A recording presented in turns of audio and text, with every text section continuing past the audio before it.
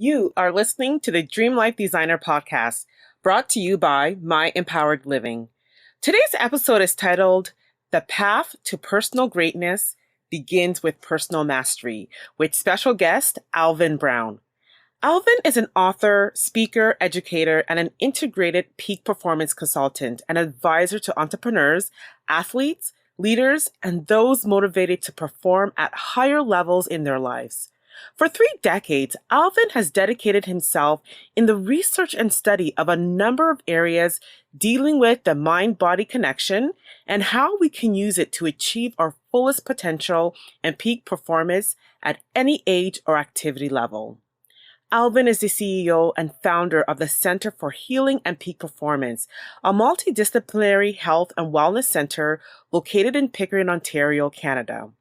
Alvin is also the author of Journey to Personal Greatness, Mind, Body, and Soul, a blueprint for life, balance, and self-mastery.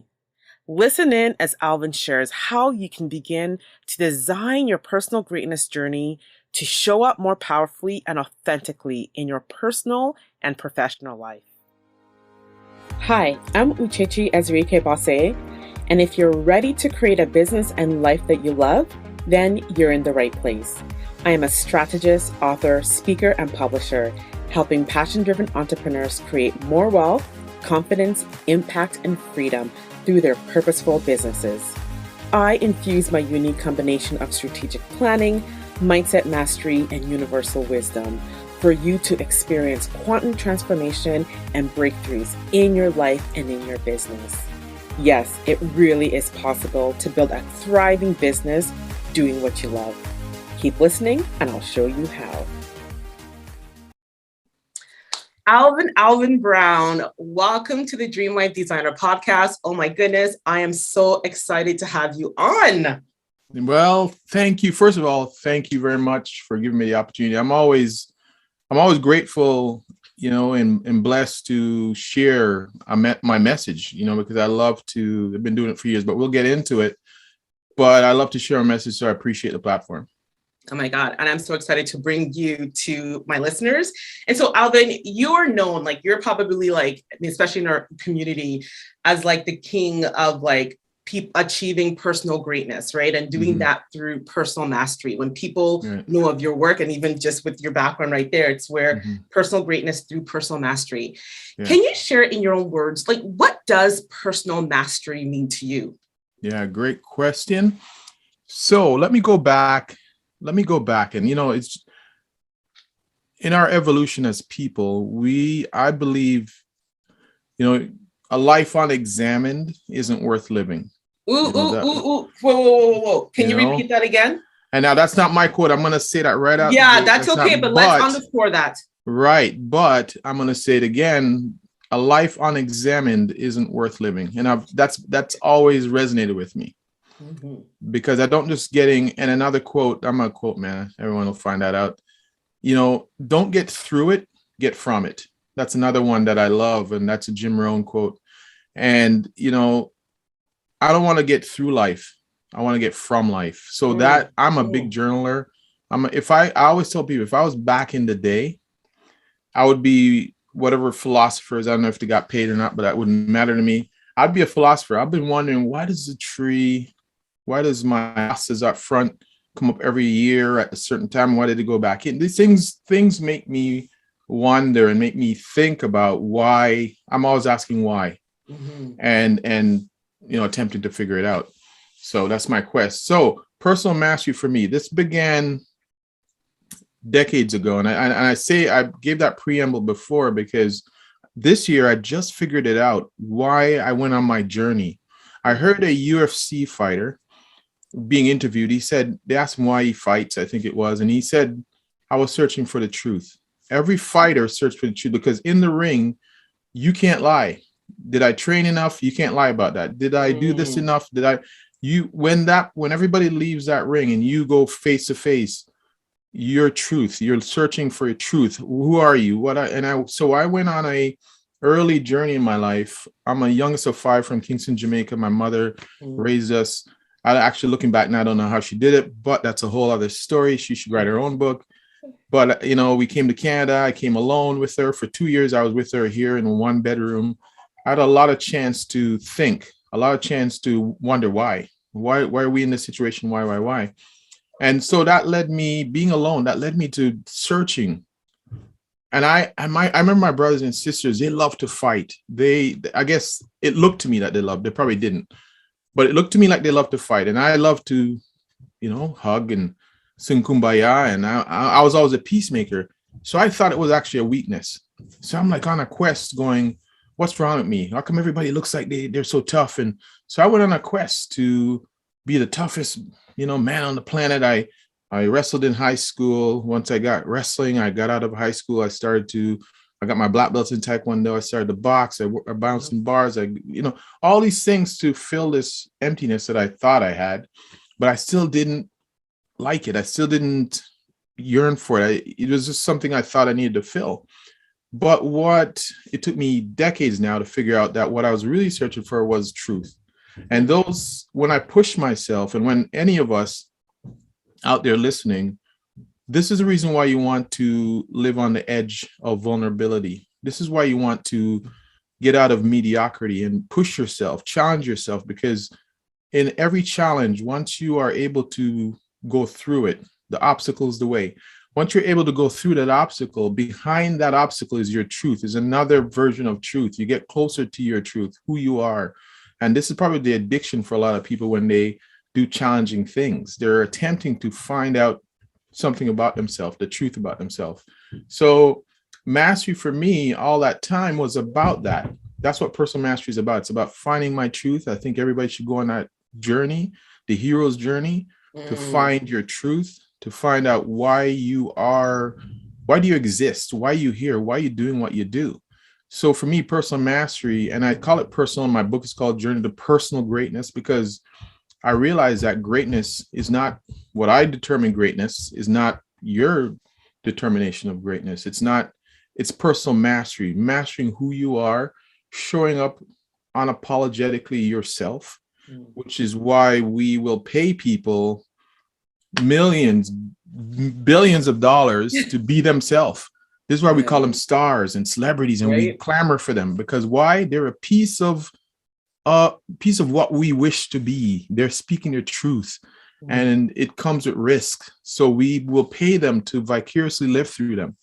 And so anyways, personal mastery is about you mastering the inner game, because I was never beaten in my sporting life, and now in my life, I was never beaten by outside. I will always be beaten by me. And so if I can master me, there's no other enemies outside. I love that you said that, because I think so often, it doesn't matter what area of our lives that we look outside of ourselves and we think, if this changes, then I'll be okay. But I love that, it's not dependent on anybody else, right? No. We have that choice. And again, it's a choice that we can do it at any time. So I love that it's unique to us, your personal greatness, may be different from what I want my personal 100%. Greatness to be. And I think that gives people permission to know that that is okay and that's to be expected. Oh my God, I love that. 100. So I wanted to piggyback on that. So, how can one start to begin to adopt a level of mastery that can lead to their greatness? Like, where do they start with that? The first thing to start is clarity. Is first of all, what do you want? Yep. That's such a tough question too, by the way. For people to, every time I ask a coaching client or the average person, what do you want? They get stuck. The average person gets stuck, right? If you've done no work, what do you want? Geez, I don't know. I think when we're faced with that question, it becomes so overwhelming. What do I want? Geez. And, I often say to people, they want something and they'll come to a coach or whatever it is for help, or they'll be stuck, or maybe they don't go to a coach. Maybe they struggle for decades. And you ask them, so what do you want? Say if I want to be happy, they'll come up with a vague outcome. I want to be happy. I just want to be happy. So I said, do you know what happiness looks like? And they go, They give it some thought. And the minute I hear a pause, I know you will always be searching. Because if you can't define what it looks like, how will you know when you hit the bullseye? You can't hit a target you can't see. Yeah. So the best thing to do is to stop, get your journal, spend some quiet time to yourself, and write down what happiness looks like, what your relationship looks like, what do you want for your body, what do you want for this. You can't hit the target you can't see, and I don't believe in going through life with my fingers crossed and Right. with one eye open. Hopefully, I get there, and what does it look like? Oh, right. Either it looks good or it doesn't look good. So my fingers are crossed that it looks good. Let me open my eyes at 50. Ooh, I didn't like what I did there, but yeah. So I don't believe in eyes closed. Oh my God, I love that, because this is the same thing with me where I would say clarity, because clarity equals power.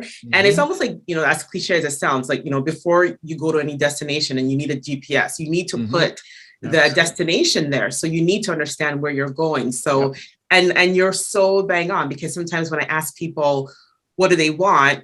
I get a list of what they don't want, and they can easily answer that. So that is amazing. And it's simple as just sitting, like you just said, grab a piece of paper, grab a journal, and really start to think through, what does happiness look like for you, right? Because it's like, like I want happiness, but if you don't know what it looks like, you might be living it, but not have recognized it. So that's 100%. I love that. And you said one thing there, that I quickly piggyback on. You said it's simple. But what's easy to do is also easy not to do. Yeah. Right. So yeah, it is absolutely simple, but not easy. Yeah. I want to jump into commitment and discipline, because I know this is something that we've both spoken about before. And, oftentimes, and we've spoken in the past where people would say, oh my goodness, I wish, whatever outcomes or results that we've had, they're like, oh my God, I wish I had that. And I want to do that. And, it's these things that they're in their dreams and in their goals. But yet they often don't want to do the work, or, they resist doing the work. Now, why do you think so many people resist being committed and disciplined to really show up for their goals and dreams? First of all, I believe we have a ton of excuses, limited beliefs around what we want. First of all, because we have been conditioned. The other day I was saying to a client of mine, I said, if you were, and this is a obvious thing, but I said, if you were born to two people, that's how screwed up you're going to be, because you're counting on those two people working on themselves and being complete and being happy to give you the blueprint to your life. However, most of us are born to two people, and if none of them has worked on themselves, you got two chances to get two messed up blueprints that you got to now work through, and you got to clear out of your GPS so you can build your own. So it takes us decades to get rid of the programming that we were handed down again and again and again through limited beliefs. And this is something that I often say too, is if my great grandmother was abused, or something happened to her tragic, or my great grandfather, I am also suffering that lineage. Absolutely. Because they're going to hand that down, and it might get watered down by the time it gets to me, but I'm still handed down. It reminds me of the story of the lady with and some of you may have heard of it, the lady with she was making pot roast.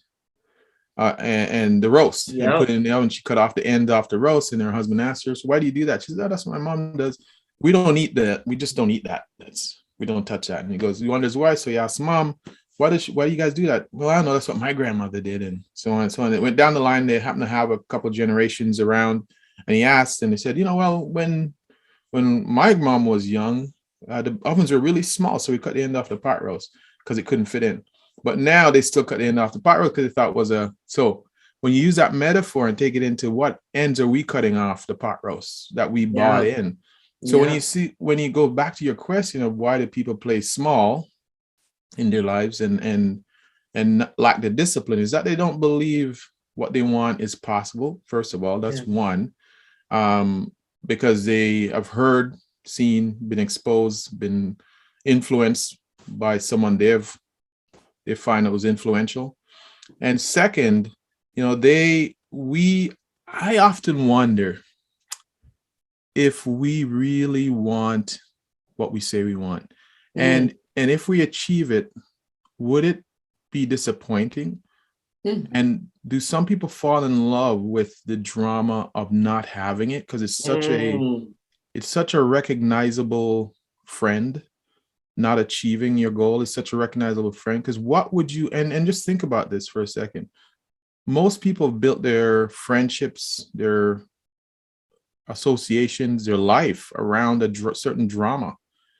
So just think about, you and I are friends, and we've been friends since high school, and we talk about the same things. I come up to you now, and we're meeting every Tuesday for coffee, and I'm telling you I'm onto this new path, and you're like, ugh, what? And I'm going to alienate my friendships. And human beings love tribes.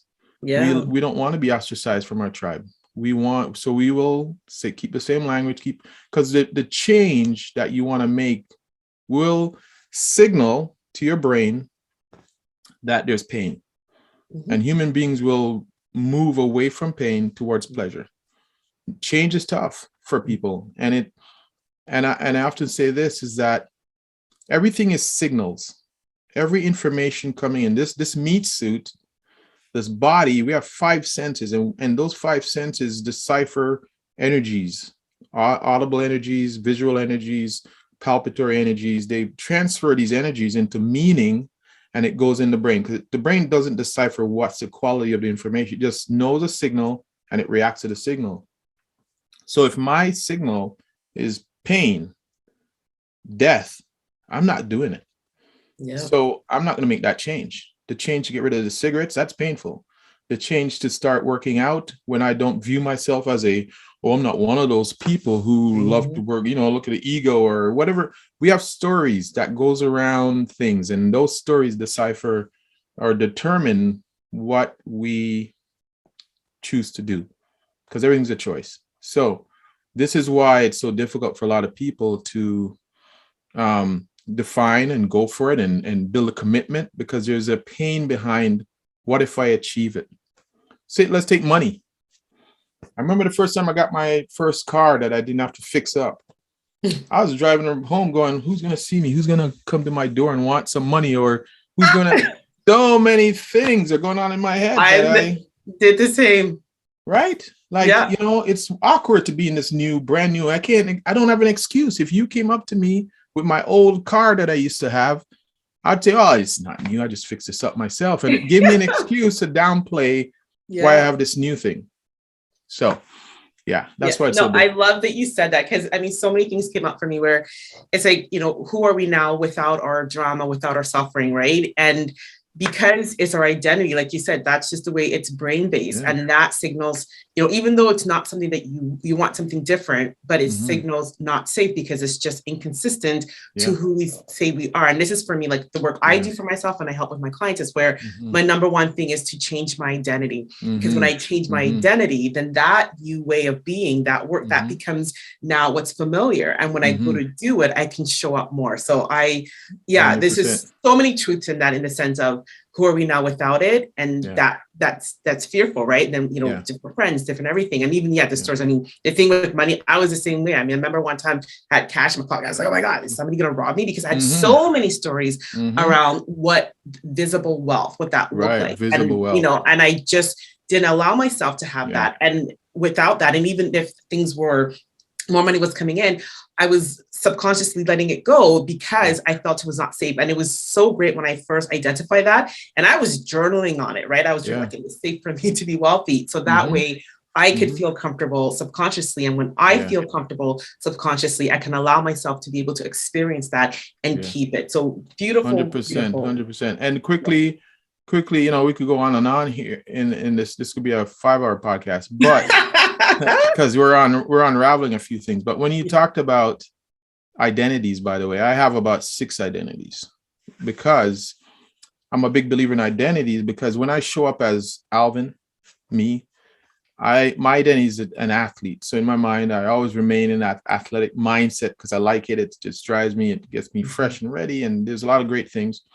But then when I show up to my business, when I'm a therapist, when I show up I'm the healer, quote unquote, I show up as the magician, because people say it's like magic, you know. So I show up as this magician because I'm always putting on a show and making them change their state, and you know. And then when I show up as a business person, I'm the money master, because I had to put that in, because when I was showing up, just think about this for a second. If I'm showing up in my business as the healer, a healer doesn't take money.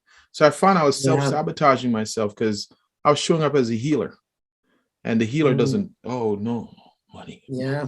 And healing money, that's travesty. No. So anyways, I had to different identities. Oh, I love that. That's a beautiful. Great point right there. Yeah. Alvin, I've read where you wrote something about, you know, people being the bottleneck to their success. And so how can one start to begin to recognize that they are themselves are actually the cause to the effects that they're experiencing? And, you know, what is the one thing that they can actually begin to start immediately right now to actually start to help them shift this? Great question. How do you know you're the bottleneck? Easy. Look at your life. Look at your life. Wherever you go, there you are. So if my business isn't doing well, I gotta look at me. If my personal life isn't doing well, I gotta look at me. Because I have to take 100% responsibility. 100. Yuchechi, if you and I were in partnership and I blamed you for, you know what, I'll take 99, man, but 1% is Yuchechi. Yuchechi owns me 100%. Even that 0.5, even 0.5, I say it's 0.5. You know what, I can't get better. I can get better to a certain point, but 0.5 I will give her. She owns me. I can't never change fully then, because I gave you even 0.1. I have to take 100, because for me to change, it's me. I can't give you even an ounce. It always has. Someone said to me in business once, I didn't understand it. A friend of mine said, his mentor told him, management is always wrong. So an owner is always wrong.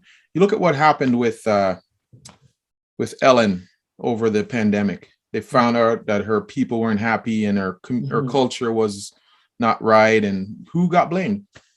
A manager? Anybody? No. Ellen got blamed. And she has to take 100% responsibility, because it's her name on the brand. So she can't go, well, it wasn't, I wouldn't. No, you take. So when he said that, if I hired someone and they aren't working out, guess who hired them? If I didn't, well, I didn't then consult with my manager who hired them. It always goes back. It's my brand at the end of the day.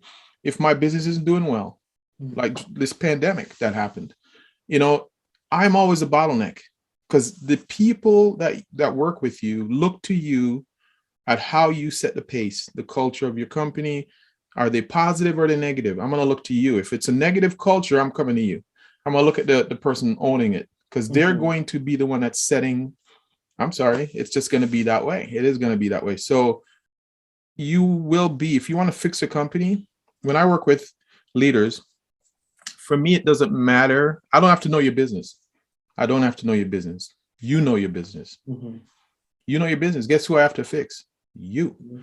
Because you will be in the way. You are it. Because once I remove whatever is blocking you, your business is going to fly. Absolutely. So I don't have to worry about knowing technology. I don't have to worry about knowing industrial. If you're, just make paper, I don't have to know any of that. I have to know what are you, how are you getting in the way? So that's how, and how can they fix it is easily stepping back and going, how can I take 100% responsibilities? How can I remove the blame off my mother who wasn't there, my father who didn't show up maybe, or listen, as we all know, everybody listening to this, we all know, anybody who is a parent, know that we come to this table with no rules, no template. We're figuring it out on the fly. Okay. So were they. And unfortunately, if you were born to, again, some messed up people who did no work on themselves, but you were just unfortunately plopped into that, here I am, and I'm getting these templates. At some point, we have to step back and let them go. Release them. Release them from the hostage that we're holding them. and forgive ourselves. You don't have to forget what happened, but you need to let it go. And so that's what I had to do. I had to, because I didn't know I was holding on to things like, oh, I didn't have a father. That's why I'm not good at business. Look at those guys. They probably had a grandfather who sat with them and taught them about business and a lineage of entrepreneurs. That's why they're so, it's just, I have to let it go. I love that. That is so empowering because, like you said, that first step is owning responsibility. And I think oftentimes that word, people have that negative connotation, but it's so empowering because I love what you just said. I'm going to underscore it again. It's where when you give any slight percentage away, like the 1% or 0.5%, you're giving away your power when you do that. And I love that because then it's like, it's not about anything wrong that I'm being blamed or shameful. No, it's about, I want to own my power. And so I'm going to show up. The buck 100. Stops here, right? So yeah. Think about a business. Think about your business. If I was 1% owner, someone I'm going to have a say. You can maybe make changes, but I'm going to be grumbling. But if you're 100% owner of that company, all lines and hands with you. But if I'm paying in my 1%, I'm going to have something to say. I'm going to have something to say. You did what? You changed what? You changed the logo. You didn't ask me, but you only 1%. Hey, I was there when you were building. You asked me for one, I gave you one. Right. Jesus. So love it. Yeah. Alvin, you mentioned a little bit about the pandemic. So I want to go there with this question. So like many entrepreneurs, the last 2 years, have had a major impact and the way they work, the way they operate their business. Can you share how, first of all, like how the last 2 years has affected your business and how you operate? And also how were you able to adapt your business now in this new environment? Oh man, this is unbelievably a great question because I'll tell you why it's a great question. Because it's something I was vibing on. So when pandemic happened, I went through the stages of grief as I looked at them. I went through denial. It's not happening. I was the last one to leave my facility. Everyone else bailed and I was the last one. This is not happening. Then when they mandated that we close, because I'm in healthcare in case anybody is listening, my main source that I built my entire who I am on is manual therapy of all kinds. And then that's my gateway to coaching. But so they closed me after 25, 26 years of doing what I do best. Wow. I couldn't do it. Mandated, couldn't do it. Legally couldn't do it. So no one was showing up. They closed their doors. You're closed. You're sitting at home. There was no other option because my business was always one. I'm touching. I'm in front of you. It wasn't the virtual model. So I sat there for a month. Took me about a month to stop reeling and, in bitterness and why is it, this is going on. And, obviously it's unprecedented. So no one knew when it was going to end. And, after a while I heard a quote, 2 quotes that changed my thinking, changed my life.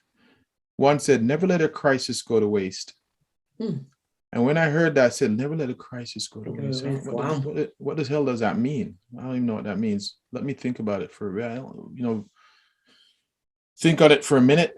And then the other quote that came up was, in the times of great winds, when the winds are blowing and the storm is coming, you have 2 options.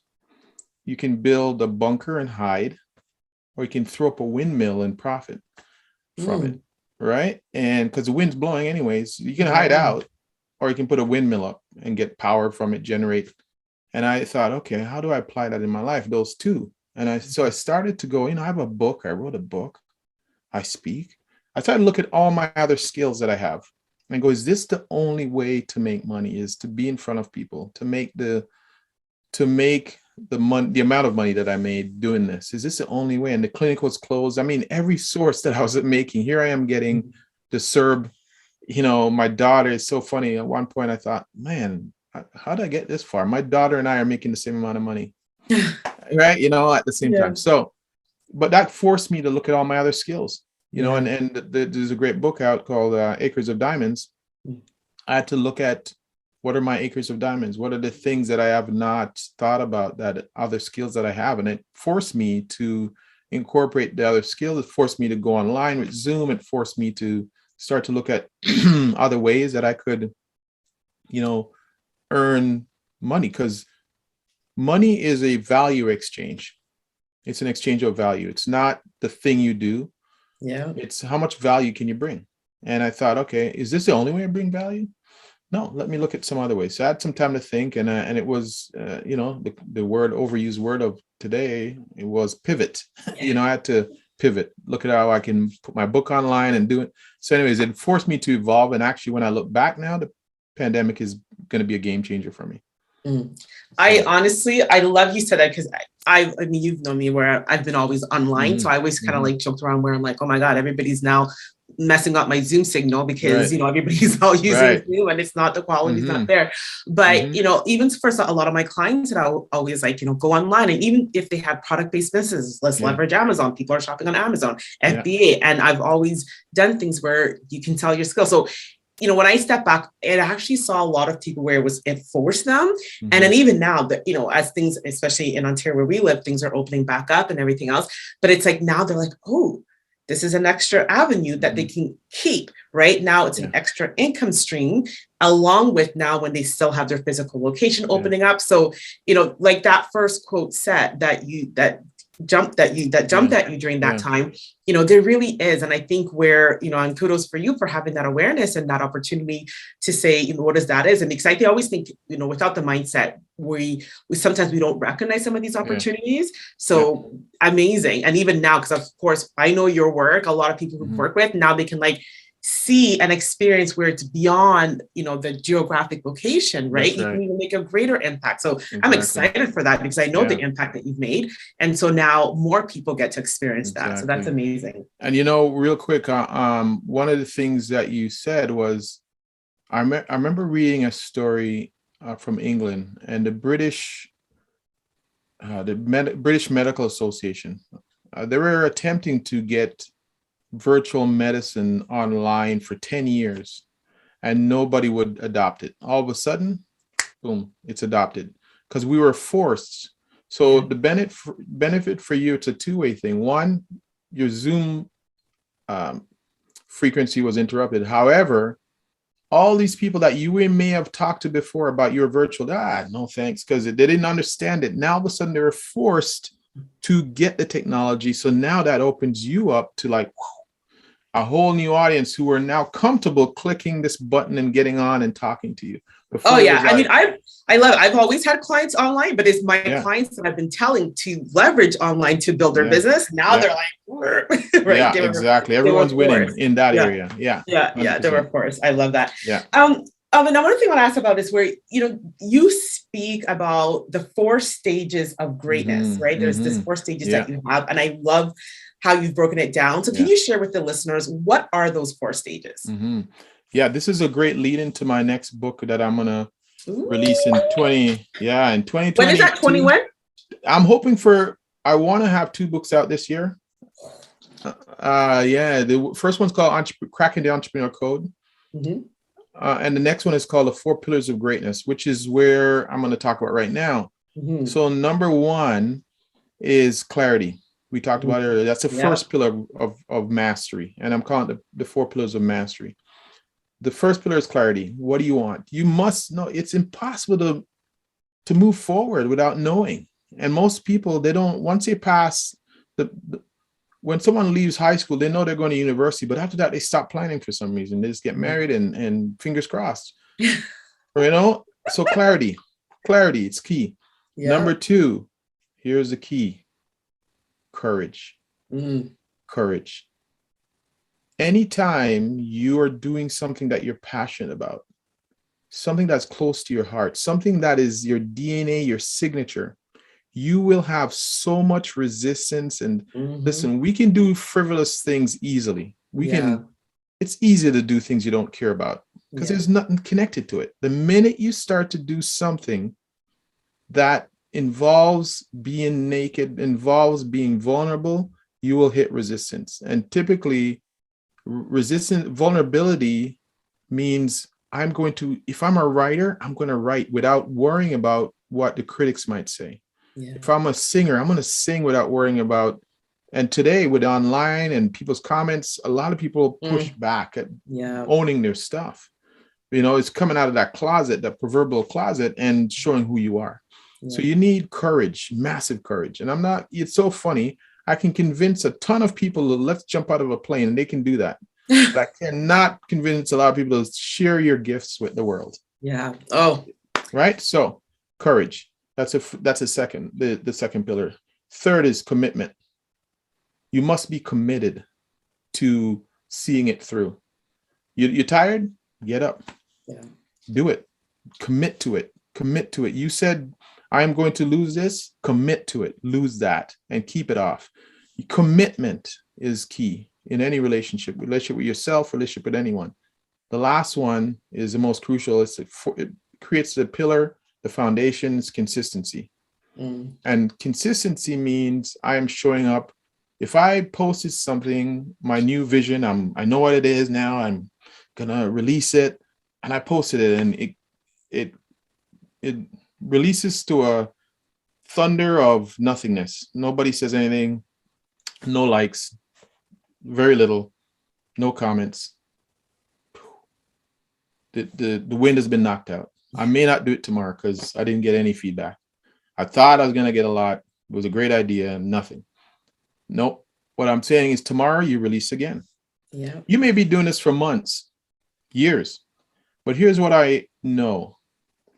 When you create something new and you go to get an audience, what you're asking your audience to do is to trust you, is to build a relationship. They're watching you. Trust me on this. They're watching. They got a side eye. They're watching. But they don't want to commit to you yet because they don't know how long you're going to do this for. Are you going to take me on a ride? Am I going to say like and follow and you're going to quit? Because so many people you see get online. I'm going to start the 30-day workout today. Everybody follow me, right? 7 days in. Well, next week you see another one and then it starts a trip and then you don't see them again because they got tired along the way and maybe beat down because they didn't have the feedback, the traction, the dopamine hit that they wanted because nobody was there. So consistency is crucial. I'll tell you why. Now, here's how consistency forms a foundation. When you're consistent, guess what you build? Commitment. Yeah. When you're consistent, guess what you build? Courage. When you're consistent, guess what you build? Clarity. Because the longer you do this, Uchechi, the longer you do podcasts and everything and helping people, you're starting to figure out, you know what? At first, I cast a big net. Let me help everybody, please. Because, I want to pay my bills. But as you get better and better and more consistent, you go, I don't want to help that crowd, actually. Yeah. That's not my crowd. I'm going to help women. I'm going to help whoever. I'm going to help stay-at-home moms. It starts to get whittled down. You get more clear about your audience. And then you build width. You build depth, actually, and not width. Yeah. And as they say in America, I'm going to use the American term, there's riches in the niches. Riches, absolutely. Right? Yeah. Right. So, and all of this. And so anyways, that's what consistency builds. But if you're not consistent, you can't build any of those. Oh my God. Oh, so much goodness in that. I mean, something Marie Forleo, which is one of my mentors and I coach as part of her program, she always says, clarity comes through engagement, not through thought, right? So keep doing things. And even for me, when I look back, I've been in the online space for probably over 10 years now, right? And, I know for a fact, a lot of these opportunities, right? Coaching thousands of entrepreneurs worldwide, all the stuff that I've had, just an honor of being part of was because of consistency. I was still blogging even before I had a product to sell, right? I was still working full time. I knew I was going to do this online space over 10 years ago. And I was showing up, giving value. And I continue to do that. And I still and even if I didn't know if somebody, you think I'm not getting responses back from my email. And you know what, the beautiful thing I just love that you said consistency, because I remember, meeting up with a friend, and I didn't even know she was following me on my email because I've never gotten any response or anything from her. And I remember having lunch with her because I hadn't seen her in years. And I remember her saying to me, I have to tell you, because she told me all the stuff that's happened, from her, and which I didn't know about, like a divorce and something with her sister, all that stuff. And she's like, thank you for your weekly emails. You don't understand how that got me through that dark days. And I was just like, and I always remember that because even when we don't get that feedback, you don't know who you're impacting. And even if you just impact the one person, but keep showing up. And, and I'm sure you may agree to this, where people are like, oh my God, you're so lucky. You're so lucky. In my head, I'm like, Ooh, Yeah, child. right. Uh, Yeah. The harder I work, the luckier I yeah, get. exactly. All that Yeah, work that people don't see it, but it yeah, was, you're right. It is that yeah, consistency that gave me that courage to keep going, that got better, that yeah, gave me clarity. Okay, this doesn't work. I'm going to go here. I'm going to niche yeah, down. But if we don't stop, if we stop and yeah, don't continue, because I've seen it, yeah, we've both seen it, and yeah, and then they complain, yeah, but go 100%. back and see the patterns. Yeah, and I Learning. often say, you look at the fastest man in the world, I think is still Usain Bolt for that 100 meter. Yeah. And you think about that for a second. It took him, I don't know how long, maybe 20 years to run under 10 Wow. seconds. Let's put it that way. Under 10 seconds for a lifetime of fame. Mm, How many are willing to do that? 10 right. seconds for, 20 years preparation for 10 seconds. Yeah. But that's what greatness is. You don't always listen. It's when we see someone on TV and we're like, oh my God, it's so amazing. Their life is actually very boring. Yeah. They'll tell you it's boring. You only seeing the sexy stuff, the film awards and the walking the red carpet, and you don't see the nights on the trailer when cut again, they're tired and they're right. So let's not fall in love with the sexy stuff. Let's fall in love with the boring, the mundane, because that's where greatness comes from. I love it. Actually, that just reminds me, there's a book in front of me right now. It's called Chop Wood, Carry Water. And it's kind of like a fable. Same thing where it's all about falling in love with the process, right? The non-sexy part, but it's that consistency, because that's what's going to lead you, and how to really focus your efforts on that. Ooh, oh my God, we can go in detail for this more. Oh my God, I love it. So you know what? I want to get into the power of mentors, because I know you and I both, obviously we're one-to people, but then we've had some that has greatly influenced our life and we continue to work with. So, can you share how having mentors in your life has led to some of the breakthroughs and transformations that you've experienced in your life and business? Oh man, mentorship. Okay. A friend said to me, I'm a quote man, said, you can't see the frame of the picture you're in. Ooh, right? Repeat that, please. Repeat that, please. You cannot see the frame of the picture you're in. Ooh. So if you're in the damn picture, you can't see the frame. So how do you know? And if you've never walked that path, it's unknown to you. Yeah. Success leaves clues. So how can I think the same mind, and this is Einstein, I think, the same mind that created the problem can't solve the same problem. Yeah. Because I created it. I created my income level. I created the relationships I keep getting into. Go back to 100% responsibility. I created it. And I can't seem to get out of my own way. Why? Because the same mind that created it is the same mind that's thinking all the other thoughts. So someone comes along and don't choose any mentor. I choose mentors based on, have you done it? Yeah. Okay. None of this, I'm 16 and I'm a life coach kind of thing. You know what I mean? Like, come on now. Like, so if you want a great relationship, look at someone who's maybe on their 30 years, 10, I don't know. So you choose how you look at it, because not all first marriages are the first or the right one. They might have two, but they're doing something right. At the end of the day, if you want a good body, look at someone who is healthy, who is projecting that. You don't go to a fat doctor, as they say, and to give you advice on nutrition. So, you want to pick that mentor who's walked the path you want to walk. Okay.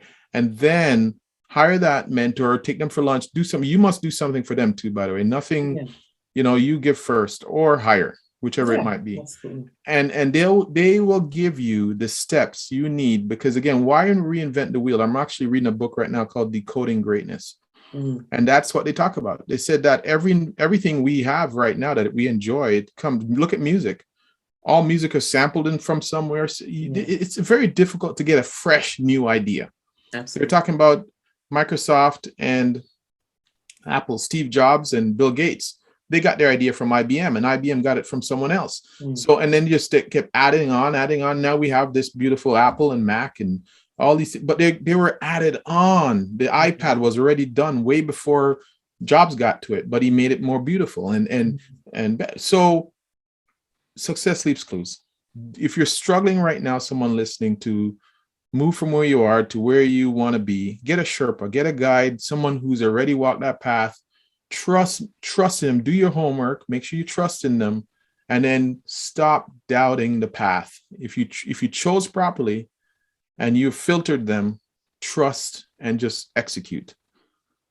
No hire me. It's like hiring a housekeeper and you're cleaning the house before they get there. Don't do that. Right? Just trust them. You already did your filter, you did your work, trust and execute. So mentorship, I have, right now I have about 3-4 coaches. Yeah. A business. I had a young guy, younger, 20 years my junior, to teach me how to the whole online piece. I have a 86-year-old mentor who's been my mentor for 15 plus years. I have a business coach. I have so many, mentors and coaches that I lean on because I know I practice what I preach. I know I can't see the blind spot. I've got a blind spot. I can't see it. Yeah. So how do you expect to change anything with the mind that created it? You can. I love that. Another piece, Alvin, when people follow your work, it's clear that, mental fitness, nutrition, physical fitness and health is foundational to the work that you do. Now, what advice would you give somebody who's struggling in one area or possible in many times in all those areas? What is the one advice would you give to them from that perspective? Okay, so that's a big question, but here's what I would say to really narrow it down to an easy answer. When someone asks me, how do I lose weight, get conditioned, fix this, fix that, and go, here's how you do it. You do the thing that you will do consistently and keep doing it. And that's the way you get, how do I get a rock hard abs? Find an exercise that you will do consistently that you love. And that's the way you do it. The body loves rhythm. The mind loves rhythm. Yeah. So when people start, say, let's take a workout. When people start working out, the problem with a lot of people quit, other than lack of consistency and lack of a vision of what they want from their bodies. A lot of people, they don't see results right away. They may lose a little bit water weight at the beginning, and then all of a sudden it plateaus. But they don't realize that just a few more weeks or even another month in, the body says, oh, you're going to keep this up. All right, cells, let's start. She's keeping this up. He's keeping this up. Let's go. And they start getting into it. And you start to see changes happening, but that's where you have a quick ramp up. Then there's a flat. And then that's where we lose people at the flat point. But then there's another upcoming when the body realizes, oh, you're going to keep running. Oh, okay, we're in. Because, you spent 40 years, 30 years doing this, and now you're starting this for the first month, and you want us to jump on board and get to that 6 weeks to rock hard abs, and it doesn't happen that way. It takes consistency. So for people to really see the changes that they want to see and to get going, they need to develop that vision. Go back to everything we just talked about. Develop the vision that you want to see. Commit to it. Commit to the thing if you're doing a diet, keto, paleo, Mediterranean zone, South Beach, take whichever you want. Fruits only, carnivore, you name it. There's a ton out there. If you're doing a workout, HIIT, CrossFit, this, that, weightlifting, Orange Theory, F45, there's yoga, take it, but do it consistently. And then the change starts to happen. All of a sudden you're losing the weight. All of a sudden you are getting flexible. The body loves rhythm. Once it knows that's what you're going to commit to, the change starts to happen. And then you can build on that. Add in more things. Like I remember in the 90s, aerobics was there, but people were still looking soft. So they added in weights, some resistance exercise, and then they started to see change. But it's that consistency. If they weren't consistent, they can't get to that goal. I love that. Again, going back to that word, consistency. That's king. It's king. It is really king. It is king. That. Yeah. Alvin, honestly, anybody that knows you, and even from listening here, the passion you have around your work is evident. We can clearly see it, and just from even your energy in person. Mm-hmm. Why is that the case for you? I'm curious, like, why are you so passionate about helping people show up powerfully and authentically, both personally and professionally in their lives? Mm-hmm. Great question. I remember what I said. I started out as the youngest of 5, single mother. That suffering, I hate that word, but let's call it that. That time of wondering why is this, and I just watch people, I listen to people, and then I've had thousands of people cross my table. And here's the beauty of my work. Here's what I get a privilege. When you come to me in pain, physical, mental, emotional pain, I'm not Black anymore. I'm not a man anymore. I'm not straight anymore. I'm not gay anymore. You just want to be out of pain. So I get you at your most vulnerable. None of that exists anymore. So I hear the rawness of who you are, because there's no pretense anymore. You're naked. You're in pain. So I get to see that nothing exists beyond what we get caught up with, color and all this other stuff that we get caught up with. I get to see the rawness, and I see people suffering, internal suffering. It was he's a popular speaker now, an Indian wise. Jay Shetty? No, he's I remember his name, but he does inner engineering. Satguru. Oh, Vishen? Satguru. Satguru. Oh, Satguru. No, Satguru. Okay, he said we do suicide in installments. Ooh. Every day. Right. That hit me. I wrote that one down. Yeah, we do suicide in installments. And so I thought, whoa, man, that's what I feel when people come on my table, and I can literally feel through my years of touching thousands of bodies. I can feel energy changes in bodies. I can feel high energy. I can feel low energy. I can feel, and I doubted these things because I was a very, logical person. But over years of, just like Tony says, you can't do something for so many years and not figure it out at some point. I know we have a resonance, power versus force. David Hawkins. Yeah. We have a resonance of energy, and various mood states resonate. Hate and guilt and shame resonate at a low level. Love, peace, forgiveness resonate at a high level. And people when we're walking around with a history of things, we are resonating at the lowest level. So the reason why I care so much is that I've had too many exposures to people over the years, 30 years of working intimately with people, to not care that at first my gateway was always pain. And then I get into talking to people about their mindset, their emotions. And that led me to all the work I've been doing in the book, Journey to Personal Greatness, Mind, Body, and Soul, a Blueprint for Life Balance and Self-Mastery. I talk about 6 areas: mental fitness, emotional fitness, your body, your nutrition, what goes into your body, your spiritual fitness, and your financial fitness. Because I find finances is connected to your soul. Money is ubiquitous. In 2020, they've created 5 million millionaires were created in 2020. Yeah. We made in America, I'll just give you American, I don't know what it is in Canada yet, but in America, 40% of all monies printed were printed in this pandemic. 40, since the whole time they created money, since they've been printing money, 40% of it has been printed in this time. So is there a lack of money out there? Right. No, it's abundant. So money is related to your deservedness. Do you feel you deserve it? Absolutely. If you don't, it won't come to you. You'll push it away. You'll make $1 million, but spend $1,010,000. Yeah, you're broke at that point, right? You're a broke millionaire. So, yeah. So that's why I'm so passionate about helping people. I can't touch people for 30 years and just make money. It's just not enough for me. So, yeah. Alvin Brown. Honestly, First of all, thank you. Thank you so much for your time. Thank you so much for being here. And My I know pleasure. the listeners are going to be like, whoa, I want more. So can you just tell the listeners where they can find more about you? And of course, we'll link that all in the show notes, but can you just Awesome. tell us where they can find more of this amazing gems? I appreciate you. I appreciate you. And I appreciate you for having me on here, Uchechi. This is long overdue. But they can find me on Facebook. They can find me on Alvin.B.Brown on Facebook.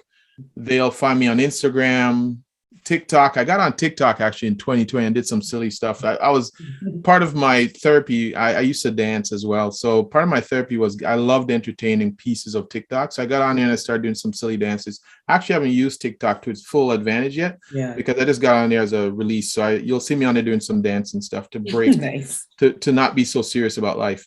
So you can catch me on there. You can catch me on my site. Journey to Personal Greatness is my .com is my website, and podcast, Journey to Personal Greatness podcast, which I'll have to get you on, Uchechi. On there, I've got 75 episodes of me, a strategy session. Plus, I have some authors and guests on there that I do a master classes with, and also YouTube. I'm everywhere. Awesome. So we're going to link that up so we can jump in and learn so much more about you. Again, thank you so much for your time. Thank you so much for being here and so much value. Thank you, first of all, for the work that you do. Clearly, as we can see what's happening, we've always needed it, but clearly for the past couple of years, thank you for showing up and always sharing your gifts and allowing other people and teaching them how to own it themselves and tap into their personal greatness. And you know what? I'll put a mirror up and bounce everything back to you. So I appreciate you. Thank you, brother. We'll talk soon. You're welcome.